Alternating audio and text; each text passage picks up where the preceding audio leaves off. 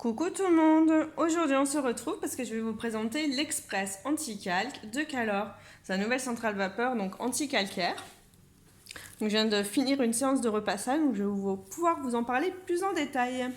Donc déjà la centrale elle est livrée avec un petit livret, avec tous les petits pictogrammes qui vous expliquent comment faire, à quoi servent les petits boutons, comment bien la nettoyer, etc. Donc c'est plutôt bien fait je trouve. Alors c'est parti! Qu'est-ce que je peux vous dire sur l'Express Anti-Cal? Premièrement, il a un petit lock système. Super pratique quand on veut ranger la centrale, l'emporter partout. Et je trouve aussi que c'est pas mal quand par exemple on doit s'absenter 5 minutes, je sais pas moi, pour répondre au téléphone, aller se faire un café, les savoirs, que les enfants traînent dans nos pattes. Du coup, ça les vide vraiment, vous voyez, ça bouge pas. Ils peuvent pas se prendre, voilà, si on oublie de mettre le loquet, ils tirent dessus, et encore. Vous voyez ici, vous avez un truc qui fait que c'est quand même assez sécurisant. Donc, pour commencer notre repassage, on va remplir la cuve qui se trouve ici. Elle fait 1,8 litre. Donc je trouve que c'est quand même une belle capacité pour une centrale vapeur. Et ce qui est bien, comparé aux fers normaux, vous avez la cuve directement sur la semelle et du coup c'est hyper lourd pour repasser après. Que là du coup ça le rend hyper léger. Pas mal pour les mamans ça. Donc la cuve, vous avez juste à tirer, vous voyez ici vous avez une poignée. Vous tirez, vous remplissez. Donc il y a le niveau max. Et après vous avez juste à la remettre. Hop, même d'une main, hyper simple. Deuxième petit point sympa, le fait que sur les côtés, vous puissiez ranger les cordons. Ça c'est cool parce que du coup ça fait vraiment un gain de place. De chaque côté on peut les insérer.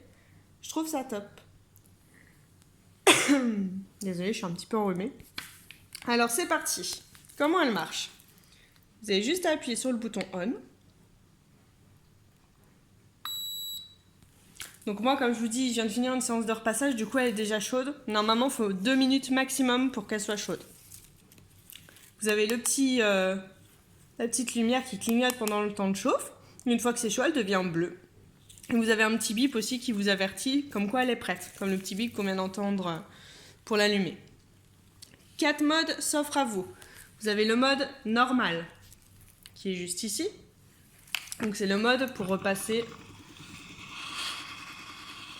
Vous voyez, ça fait de la vapeur.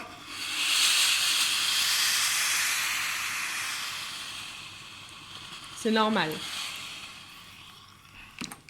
Quand vous appuyez 2 secondes sur le mode, passez au normal maximum. Donc ça devient blanc. Donc là, vous allez voir, la vapeur, elle est beaucoup plus présente directement. Voilà les deux différents modes, simple et puissance max. Ensuite, on rappuie sur le mode et on redevient en mode normal avec la vapeur classique. Ensuite, on rappuie un petit coup, on passe au vertical steam. Donc là, c'est pour les pièces qui sont déjà sur cintre. Vous savez, un petit peu comme un défroisseur. Donc hop, on passe dessus. Et pour finir, on rappuie un petit coup et on passe au mode éco. Donc là, la vapeur est un peu moins chaude et plus délicate. Vous voyez la différence entre les différents modes? Vous pouvez bien voir que là, la vapeur, elle est beaucoup moins présente que sur les autres modes.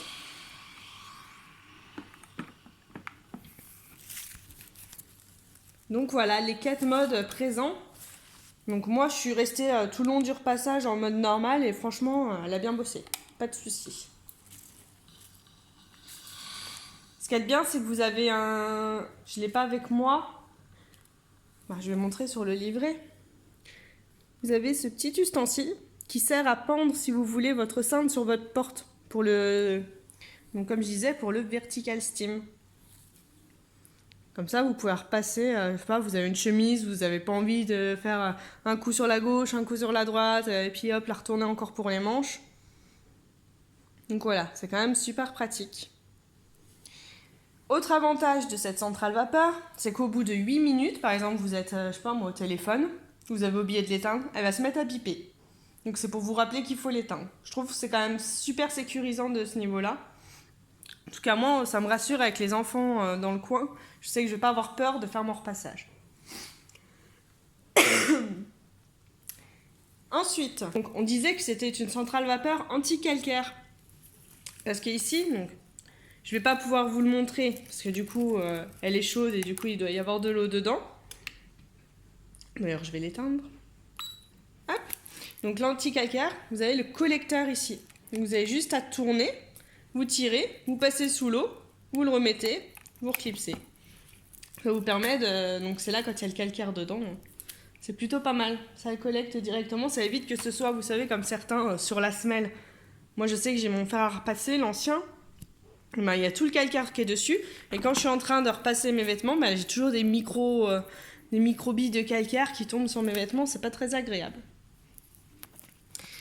Autre mode aussi, donc je sais pas si vous avez vu ici, vous avez l'anti-calque. Donc l'anti-calque, quand il se met, donc je pense que, je sais pas, il doit être, soit, je sais pas s'il clignote ou s'il s'allume, parce que forcément, vu qu'elle est toute neuve, ça l'a pas encore fait. En tout cas, quand il se met à s'allumer, donc vous avez juste à allumer, non, vous éteignez votre centrale, pardon. Donc vous la branchez, vous remplissez la cuve d'eau, vous l'allumez, et en fait, il y a une semelle qui est vendue pour poser votre fer. Donc la semelle, elle est incluse aussi dans la centrale. On est toujours dans le carton, il faudra que je la teste pour voir. Donc, hop, vous la posez sur votre semelle, vous appuyez sur le bouton anti-calque, et il y a toute la vapeur qui va se mettre à sortir. Et ensuite, vous avez juste à vider votre, votre collecteur d'anti-calcaire. Ça, c'est pour vraiment la nettoyer et je trouve que c'est plutôt pas mal. Donc voilà, je pense que j'ai fait à peu près le tour. Si vous avez des questions, n'hésitez pas à me les poser. Je suis désolée pour la vidéo où je suis en train de tousser, mais je suis un petit peu malade. Avec les temps qu'on a en ce moment, c'est pas super évident. Du coup, j'en perds ma voix. Donc voilà, j'espère que ça vous a plu. J'espère que ça vous l'a un peu plus présenté. En tout cas, n'hésitez pas à me laisser vos commentaires, à me poser vos questions. Et pas de soucis, je suis disponible. Voilà, à bientôt!